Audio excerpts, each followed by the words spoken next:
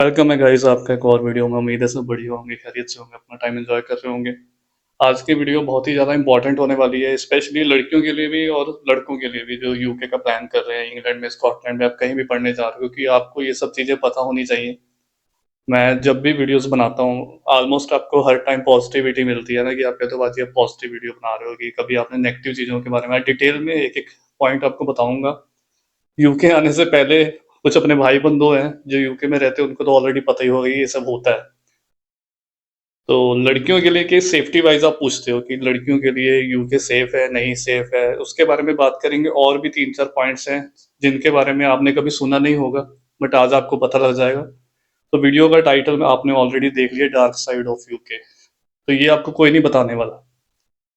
कोई भी यूट्यूबर है, सभी यही चाहते हैं कि आप आओ, बट हाँ मैं देखो वीडियोस बनाता हूँ, मैं आपको पॉजिटिव भी बताता हूँ कि ये सब अच्छी चीजें हैं और ये सब नेगेटिव चीजें हैं। अब वो आपने देखना है कि आपने कैसे मैनेज करना है, कैसे ओवरकम करना है। तो खैर वीडियो स्टार्ट करते हैं। तो एक कमेंट ही आया था कि हम अपनी बेटी को पढ़ने के लिए भेज रहे हैं इंग्लैंड में, लंदन में। तो is it safe for girls, है ना, ऐसे वो पूछ रहे थे मेरे को।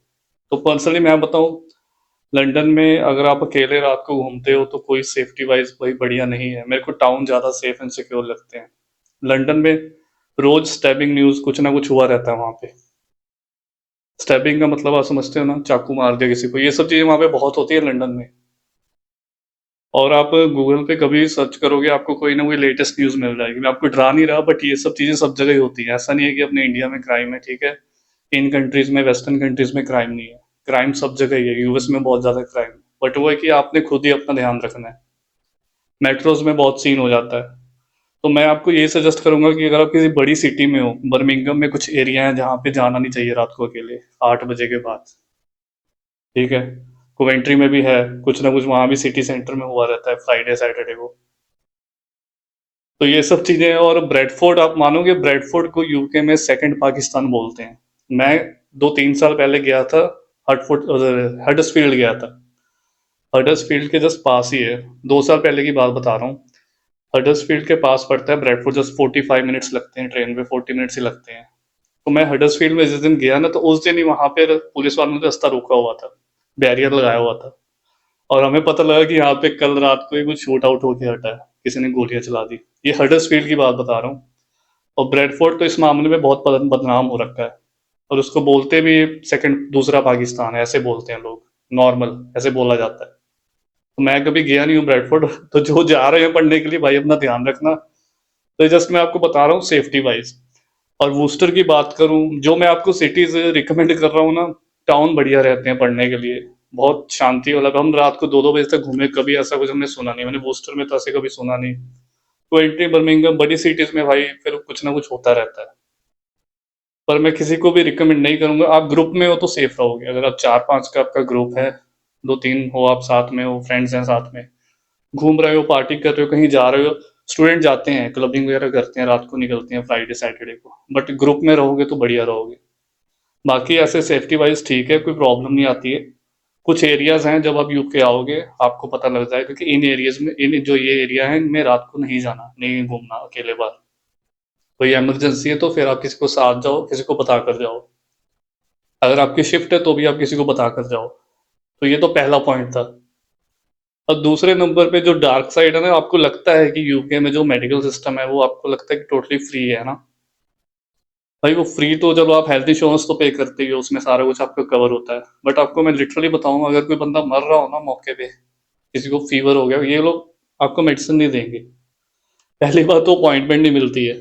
2-2 3-3 महीने पेंडिंग में पड़े रहते हो, अपॉइंटमेंट नहीं मिलती है। एक स्टूडेंट ने ऑपरेशन करवाना था पथरी का कुछ, उसको जाके 3 महीने बाद उसकी अपॉइंटमेंट मिली थी। बेचारा वो पेन से तड़प रहा था। ये काफी पुरानी बात बता रहा हूँ आपको, नॉर्थ हैम्पटन की।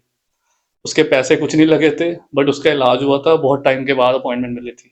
तो ये मेडिकल सिस्टम ना वेस्टर्न कंट्रीज का बहुत ही स्लो है।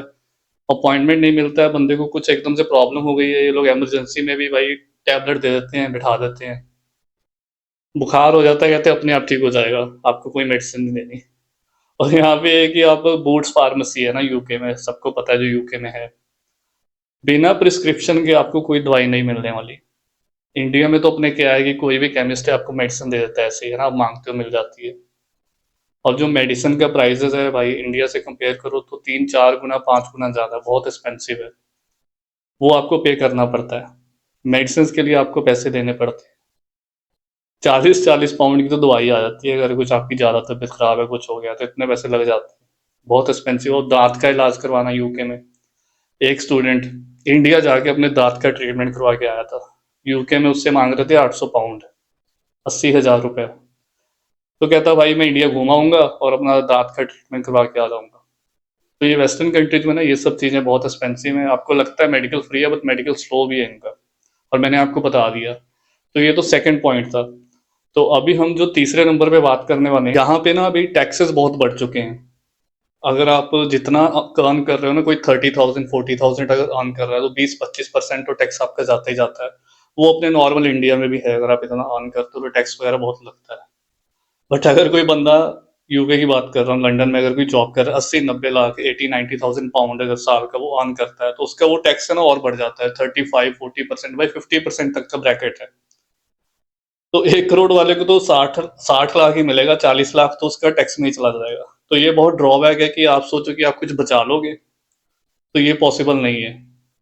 आप अगर फैमिली के साथ लंदन में रह रहे हो, खर्चे इतने ज़्यादा है लंदन में, अपार्टमेंट का रेंट इतना ज़्यादा है, गाड़ी के खर्चे, पार्किंग नहीं मिलती वहाँ पे। लंदन सिंगल बंदे के लिए बहुत बढ़िया है। अगर कोई सोचे कि मैं फैमिली के साथ वहाँ पे रहना है, फिर दोनों बंदों को जॉब करनी पड़ेगी, मियाँ बीवी दोनों को काम करना पड़ता है। और मैंने ऐसा भी देखा है कि कुछ स्टूडेंट पिछले सालों में डिग्री करके यूके से, जिन्होंने यहाँ से स्टडी करी लंदन में, बर्मिंघम, कहीं से भी है ना, यूके में स्टडी करी, 2 साल का पोस्ट स्टडी वर्क वीजा दिया, 1 साल का एक्सपीरियंस लिया, और वो जॉब करने ऐसे मूव हुए हैं स्टूडेंट। और एक मेरा फ्रेंड है जो अभी ओमान मूव होने का प्लान कर रहा है, ओमान, मिडल ईस्ट कंट्रीज में। और उसका मैं आपको रीजन बताता हूँ, क्योंकि वहाँ पे टैक्स नहीं है बिल्कुल भी। और स्टूडेंट दुबई भी गया है एक। तो इन कंट्रीज में क्या है कि आप जितना अर्न कर रहे हो, सैलरीज बहुत बढ़िया है, एक्सपेंसेस भी कम है एज कम्पेयर टू लंदन, बहुत फर्क है, और सैलरीज भी अच्छी है, और जितना अर्न कर रहे हो उस पर भी टैक्स नहीं हो, सारे पैसे आपके ही हैं। तो इन कंट्रीज में आप अमीर बन सकते हो, मिडल ईस्ट कंट्रीज में। ये मैं वैसे बता रहा हूँ कि कल को आप फ्यूचर सोचते हो कि टैक्स हमारा इतना जा रहा है, तो आप जॉब अप्लाई करके जा सकते हो, जॉब मिल जाती है, वीजा नॉर्मल आप ट्रैवल कर सकते हो यूके से, इतना इजी। अपने यूके बीआरपी कार्ड पे आप दुबई जाके जॉब कर सकते हो, और वहां जाके आपको वीजा स्टैंड होता रहता है। बट ये है कि वो लोग फिर पीआर नहीं देते। अब एक जगह बेनिफिट भी है, एक जगह लॉस भी है। तो ये यूके की डार्क साइड है, जो टैक्स वगैरह ना भाई बहुत बढ़ चुका है, बढ़ता ही जा रहा है। अब इसके बाद जो मैं बात करने वाला हूँ ना, हाउसिंग क्राइसिस यहाँ पे बहुत हो चुका है, क्योंकि स्टूडेंट बहुत आ रहा है, पिछले सालों में बहुत आया। जब मैं आया था, मैं अपनी बात बता रहा हूँ, हमको 350, 320, 325, 300 में एक बढ़िया सिंगल रूम बहुत बढ़िया मिल जाता था। मैंने खुद, आप बिलीव करोगे, 280 पाउंड में कोवेंट्री में मैं रूम लेके रहा हूँ। कोवेंट्री की बात कर रहा हूँ, 280 पाउंड में। और आज के टाइम में किसी स्टूडेंट को ऐसे मिल जाए तो मैं तो बिलीव ही नहीं करूंगा, क्योंकि रेंट इतने बढ़ चुके हैं। नॉर्मली जो आजकल रेंट चल रहा है 400, 450, क्योंकि अब डिमांड देखो ना, डिमांड बहुत ज़्यादा है, सप्लाई बहुत कम है, इसीलिए जो ऑनर्स हैं उन्होंने अपना रेट फिक्स कर दिया है। तो ये है कि अगर आप लंदन में जाते हो तो वहाँ तो और ज़्यादा ही महंगा पड़ता है आपको। तो अभी एक्सपेंसेस बहुत बढ़ गए हैं, इस चीज़ का भी आप ध्यान रखो, अगर आप यूके कंसीडर कर रहे हो कि आप कैसे मैनेज करोगे। पार्ट टाइम जॉब मिल जाती है फिर आप निकाल, तो मैं तो आपको यही सजेस्ट करूंगा कि आप पहले शेयरिंग में रहो, बढ़िया रहो, क्योंकि शेयरिंग में आपको आधा रेंट देना होता है। तो हमने भी स्टार्टिंग में शेयरिंग में ही रहा था, जब तक मेरी स्टडी चल रही थी तो मैं भी शेयरिंग में ही रुका था, 1 साल तक मैं शेयरिंग में रहा था। उसके बाद आप फर्दर कहीं शिफ्ट होना है, आपकी स्टडी कंप्लीट हो जाती है, जॉब लग जाती है, तो फिर आप कहीं भी मूव हो जाना। और इन्फ्लेशन तो बढ़ ही रहा है, चीज़ें महंगी हो गई हैं, खाने पीने की चीज़ें। कपल्स के लिए है कि यहाँ पे यूके में दोनों को काम करना पड़ता है। ये सोचो कि अकेला हस्बैंड काम करे और घर चला ले, तो वो चीज़ अपने सिर्फ इंडिया में ही होती है, फैमिलीज में ना, इंडिया में ही होता है। तो आज के टाइम में अगर वेस्टर्न कंट्रीज में आप कहीं भी जा रहे हो ना, तो दोनों बंदों को काम करना, चाहे बच्चे भी। किंडर गार्डन में बच्चों को छोड़ जाते हैं, जो टेक केयर करते हैं, डे केयर करते हैं, उनके पास बच्चे होते हैं, और पीछे मियाँ बीवी दोनों काम पे है ना, तो ऐसे ही चलता है सीन। तो बहुत ज़्यादा टफ हो चुका है, इतना ईजी नहीं है। ये एक्सपेंसेस की बात कर रहा हूँ, इन्फ्लेशन की बात कर रहा हूँ। बस लास्ट में मैं आपको एक और पॉइंट ऐड करना चाहता हूँ यहाँ पे, कि as compare to India, India में जो आप लाइफ एंजॉय कर रहे हो, चिल कर रहे हो ना, वो आपको फॉरेन कंट्रीज में नहीं मिलती है। बहुत ज़्यादा स्ट्रगल होता है, और किसी के पास भाई टाइम नहीं है। जैसे शाम को आप फ्री होते हो, 5-6 बजे कहीं घूमने चले गए, दोस्त को मिल लिया, ये कर लिया, वो कर लिया, खाने चले गए, स्ट्रीट फूड खा लिया। यूके में किसी के पास टाइम नहीं है। मैंने ऐसे ऐसे लोग देखे हैं, 7 के 7 दिन काम कर रहे हैं, पैसा कमा रहे हैं, 12-12 घंटे की शिफ्टें कर रहे हैं भाई।